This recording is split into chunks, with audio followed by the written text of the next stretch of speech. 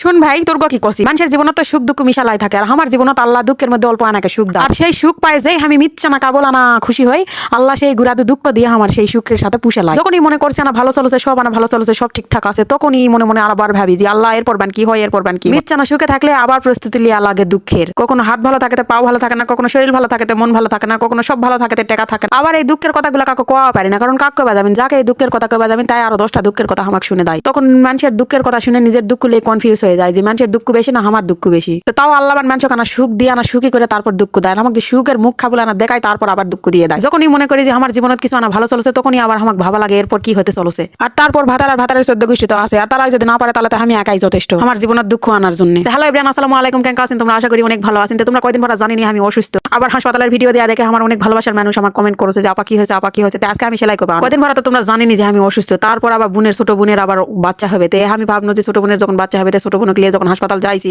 তখন আমার চিকিৎসাটাও করে নি। আমি হাসপাতাল না যেতে ছোট বোনের খুশির খবর চলে এলো, আলহামদুলিল্লাহ। তারপর মনে করলো যে ভালোই হয়েছে, চললে সুন্নত বাড়ি চলে আসবো। কিন্তু যেই ভাবিছি চললে সুন্নত বাড়ি চলে আসবো, মিচ্ছা না খুশি হয়েছে। তারপরে আলো দুঃখের প্রহর, অনেক দুঃখের প্রহর। চলে এক হাসপাতালত, মা এক হাসপাতাল, চলের অবস্থাও খারাপ, মায়ের অবস্থাও খারাপ। টানা 3 দিন এমন অবস্থায় কাটিছে যে ভিডিও করা তো দূরে থাক, ভিডিও এডিট করা আছে, সেই ভিডিও আপলোড করারও সময় পাইনি। বিশ্বাস করো ভাইয়েরা, অসুস্থ চললে সোলার মাউলি এমন খারাপ অবস্থা হয়েছে। এক হাসপাতালের 4তলা বিল্ডিং থেকে নামে আর এক হাসপাতালের 5তলা বিল্ডিং, অতটা সেও লিফট নাই, খালি সিঁড়ি দিয়ে ওটা নাম্বা করা। দিনে মনে করো 35 বার ওটা নাম্বা করেছি, ওটা নাম্বা করতে এই দিন গেছে। ভাবো তোমরা কেন খারাপ পরিস্থিতি। আলহামদুলিল্লাহ এখন সোল মাও তেমনই ভালো আছে। তোমরা দোয়া করো সবার জন্য, আমার জন্য দোয়া করো। এখন আসে আমার অসুখের কথা। তা আসলে সোলের দুঃখ দেখে আমার অসুখ আসলে সব হারে গেছে, আমার আর ভিতরে কিছুই নেই। সমস্যা হচ্ছে, কিন্তু সোলের কষ্ট দেখে নিজের সবকিছু ভুলে গেছে। সোলক আর মাওক লিয়ে আমার বাবার বাড়ি চলে আসে, যেহেতু পোলা সোল হয়েছে। সোলক কচু টচু খিলান লাগবে, তাই কচুর পাতা তুলবে আসি। এটা আমাকে বাড়ির সামনে, আমার বাবার বাড়ির সামনে কচুর পাতা তুলবে আসি, কচুর পাতা সোলক ভর্তা করে দিয়ে। তোমরা অবশ্যই সোল আর সোলের মায়ের জন্য দোয়া করো। আর ভিডিও যদি ভালো লাগে তাহলে কমেন্ট করবেন। আর তোমরা জেলা প্রশ্ন করেছিলেন, আশা করি সব প্রশ্নের উত্তর তোমরা পাই গেছেন।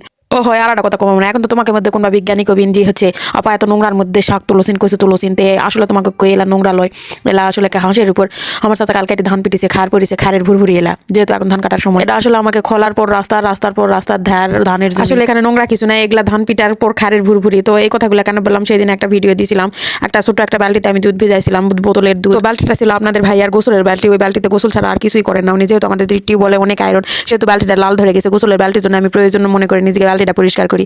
তো একটা বিজ্ঞানী কমেন্ট, আপা এই দুধগুলাকে আপনারা খাবেন না, ছাগলের বাচ্চা খিলাবেন। তো সেই জন্য এই কথাগুলো বলা, আপনাদের সবাইকে বলতেছি না, যে বিজ্ঞানীরা বলছে তাকে বলতেছি।